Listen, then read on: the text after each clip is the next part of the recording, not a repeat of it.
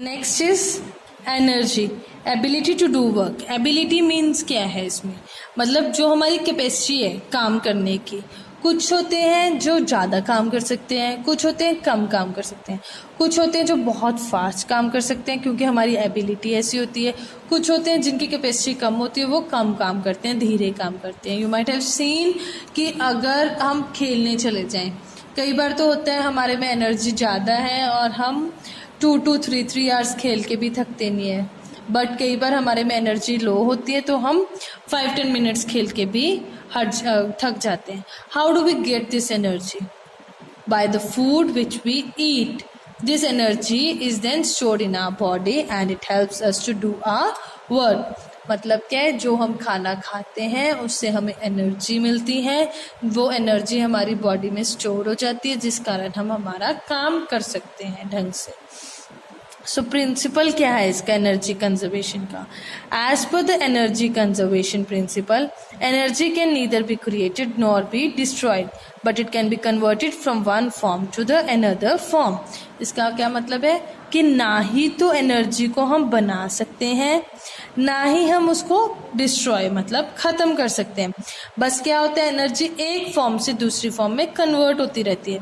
मतलब क्या है कि अगर से फॉर एग्जांपल मैंने रेस्ट लेके एनर्जी को स्टोर कर लिया, वो दूसरी फॉर्म में कन्वर्ट होके हम उसको मैकेनिकल एनर्जी, मस्कुलर एनर्जी, किसी भी एनर्जी में हम उसका यूज़ ले सकते हैं। ठीक है, then what is the ultimate source of energy on this earth? That is the sun. Sun is the ultimate source of energy on this earth. sun अपनी एनर्जी किसको देते हैं? ग्रीन प्लांट्स को। ग्रीन प्लांट्स उस energy से अपना food बनाते हैं, वो फूड हर्बीवोरस लेते हैं, फिर वो एनर्जी उनकी बॉडी में ट्रांसफ़र हो जाती है। हर्बीवोरस उस एनर्जी को खा के कार्निवोरस ले लेते हैं, हर्बीवोरस से वो एनर्जी कार्निवोरस उनको खा के ले लेते हैं, फिर वो एनर्जी ट्रांसफ़र हो जाती है कार्निवोरस को। I will once again repeat कि सन अपनी एनर्जी ग्रीन प्लांट्स को देते हैं। ग्रीन प्लांट्स अपना खाना बना के with the help of photosynthesis, green plants वो एनर्जी हर्बीवोरस को दे देते हैं। हर्बीवोरस को वो एनर्जी ट्रांसफ़र हो जाती है उनकी बॉडी में। कार्निवोरस हर्बीवोरस को खा के वो एनर्जी अपनी बॉडी में ट्रांसफ़र कर लेते हैं। Now I will show you here also. Sun's energy is trapped by green plants. Green plants are eaten by herbivores. Energy is stored in herbivores. Herbivores are eaten by carnivores. Energy is stored in carnivores. So this is the energy chain, and in this way energy is utilized also. मतलब एक form से दूसरी form में energy utilise हो रही है but वो destroy नहीं हो रही है। How energy is used? When you play for a long time, you feel tired. It means your capacity for playing is reduced. This is because you did some work in playing and you have used energy to do that work. तो इसका क्या मतलब है कि आप जब play कर रहे थे, बहुत ज़्यादा देर प्ले किया, आपकी कैपेसिटी ख़त्म होगी। वो कैपेसिटी ख़त्म कैसे हुई? क्योंकि आप काम कर रहे थे, प्ले करना एक काम हो गया आपके लिए। ठीक है, तो जब आपने काम किया तो आपने सारी की सारी एनर्जी यूज़ कर ली उसको काम को करने के लिए। After utilising that energy you got tired और आपसे वो काम अब कंटिन्यू नहीं हो पा रहा है। ठीक है, next is the different forms of energy. First I'll tell you what are the different forms of energy, then I'll explain you each in detail. Different forms of energy. One is the mechanical energy. This is divided into two forms, kinetic and the potential. Then is the chemical energy, heat energy, light energy, sound energy, electrical energy, magnetic energy, muscular energy. So all these are the forms of energy that now I will tell you in detail कि किस energy का क्या use होता है। Mechanical energy, it is possessed by body due to its state of rest और motion. इसका क्या मतलब है कि कोई भी बॉडी अगर रेस्ट पोजीशन में उसमें जो एनर्जी पोजेस हो रही है that is known as the mechanical energy, या फिर जो उसमें मोशन आ रहा है, मोशन क्या होता है, मूवमेंट हो रही है, that is the mechanical energy. It is of two forms, one is kinetic energy, second is potential energy. Kinetic energy क्या होती है? जो उसके मोशन के कारण होती है। Energy possessed by body by virtue of it's motion. मतलब क्या है जो एनर्जी हमारी बॉडी में मोशन के कारण प्रोड्यूस हो रही है, that is the kinetic energy. Water flowing in the river possesses kinetic energy. जो ये रिवर है इसमें जो वाटर फ्लो कर रहा है ये मूव हो रहा है इसीलिए फ्लो कर रहा है, रेस्ट पे तो नहीं है. अगर रेस्ट पे होगा तो we will not say flowing water. So since it is moving, it is in motion, that is why it is the kinetic energy. But the energy possessed by virtue of its state of its rest is known as potential energy. You can see this wall. ये wall खड़ी है, ये move नहीं कर रही है, but इस पे एनर्जी लग रही है. ठीक है. So that is why this is a potential energy. जो एक रेस्ट पोजीशन है, stone lying at A height possesses potential energy. मतलब क्या, ये वॉल के ऊपर ये स्टोन अभी खड़ा है, मूव नहीं कर रहा, गिरा नहीं है अभी, ये बस वहीं पे पड़ा है. सी एक स्टोन नीचे गिरा हुआ है, तो ये जो गिरा हुआ है this is the rest position, that is the potential energy. But अगर इसको हम फेंक देंगे, जब ये हवा में होएगा, नीचे जा रहा होगा, that time it will be the kinetic energy. Next is the chemical energy. It is the energy stored in the molecules of some chemicals. मतलब क्या है कि कुछ केमिकल्स के अंदर जो एनर्जी स्टोर्ड होती है that is the chemical energy. हम क्रैकर्स बर्न करते हैं, उसके अंदर केमिकल्स होते हैं, that is the chemical energy. Would जो बर्न होती है that also is burn with the help of a chemical. हम उसके ऊपर ऑयल फेंकते हैं जिस कारण, और फिर आग लगाते हैं जिस कारण वो वुड को आग लगती है.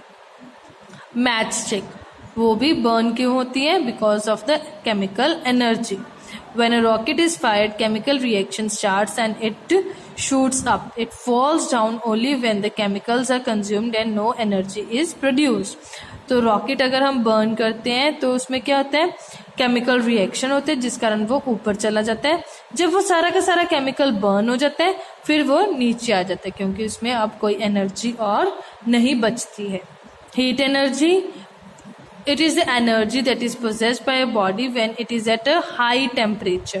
मतलब क्या है, जब बॉडी को हम बहुत ज़्यादा टेम्परेचर पे हीट देते हैं, that is known as the heat energy.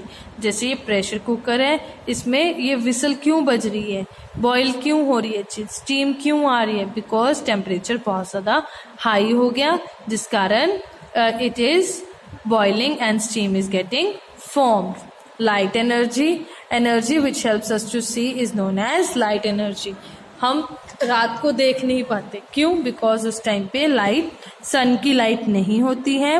We need an artificial light, that is either the bulb और द ट्यूब लाइट और द कैंडल्स.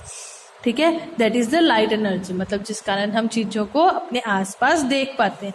दिन में we just with the help of the sun's energy we are able to see the things, but during the night time we are not having the sun, so we need the artificial sources of energy, that is the tube light, bulb or the candle. Sound energy. It is the energy which is processed by vibrating body. मतलब क्या है कि कोई भी body अगर vibrate करती है उसमें जो मोशन प्रोड्यूस होता है that is known as the sound energy. You might have seen thunderstorm. कई बार thunderstorm होता है तो उसमें क्या होता है, एकदम से हमें बहुत ज़्यादा आवाज़ सी आती है. वो कैसे आती है? Thunder is a natural source of sound energy. Loud thunderous sound produced at the time of lightning can shake the walls of the house. तो जब वो एकदम से बहुत ज़्यादा एनर्जी से साउंड एनर्जी प्रोड्यूस हुई होती है तो हमारी घरों की दीवारें भी आपस में हमें लगने लग जाता है कि वो शेक हो रही है, मतलब थोड़ी सी ट्रैम्बलिंग सी लगने लग जाती है. That is the sound energy. Electrical energy. Energy which is use to run the electrical appliances. मतलब कोई भी इलेक्ट्रिकल अप्लायंस को अगर हमें चलाना है that is known as the electrical energy. Like electrical bulb changes electricity to heat and light.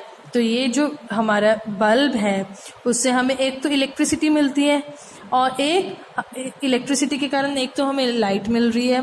एक you might have seen कि कुछ देर चलने के बाद हमारा बल्ब गर्म हो जाता है. वो क्यों होता है? Because it produces heat energy also.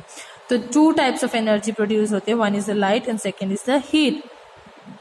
Loud speaker changes electrical energy to sound energy. इसमें क्या होता है, हम इलेक्ट्रिसिटी के साथ कनेक्ट कर देते हैं तो इलेक्ट्रिकल एनर्जी साउंड एनर्जी में कन्वर्ट हो जाता है. In this the electrical motor converts electrical energy into mechanical energy. इसको जब हम इलेक्ट्रिसिटी के साथ कन्वर्ट कर देते हैं इस मोटर को, तो motor changes electrical energy into the mechanical energy. Next is the magnetic energy. This is the energy that is possessed by the magnet. मतलब क्या है, कोई भी मैग्नेट के कारण जो एनर्जी प्रोसेस हो रही है that is known as the magnetic energy. Magnet can attract objects made of iron. This energy is used to lift very heavy objects made of iron. तो कोई भी आयरन का ऑब्जेक्ट है, अगर हमने मैग्नेट लगा रखा है तो अपनी तरफ चीजों को अट्रैक्ट कर लेता है। तो that is the magnetic energy because magnet attracts iron objects very easily. There are majorly three types of objects that are getting attracted towards the magnet. One is iron, second is cobalt, third is nickel. कोई भी object in तीनों चीजों से बना हुआ है that gets attracted towards the magnet. Next is the muscular energy that is possessed by the muscles of our body. You can see here the boxers are fighting.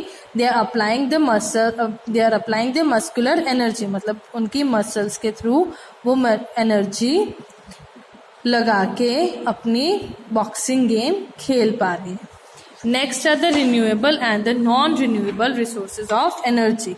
Renewable resources are the ones which are inexhaustible sources. Inexhaustible मतलब कि जो जल्दी जल्दी खत्म नहीं होंगे, मतलब कि वो बहुत ज़्यादा अबंडेंट है हमारे पास, मतलब बहुत ज़्यादा अबंडेंट होने के कारण वो जल्दी खत्म नहीं होंगे। Non renewable means they are exhaustible sources of energy, मतलब वो जल्दी ही खत्म हो जाएंगे। Renewable resources are present in plenty, मतलब बहुत ज़्यादा लार्ज अमाउंट में हमारे पास these resources are present, but non-renewable resources are present in limited amount. वो हमारे पास कम अमाउंट में, बहुत ज़्यादा कम क्वांटिटी में है। Renewable resources like sun, water. So these are the renewable resources, sun, water, and non-renewable are the coal and the petroleum. Coal, petroleum हमारे पास कम है.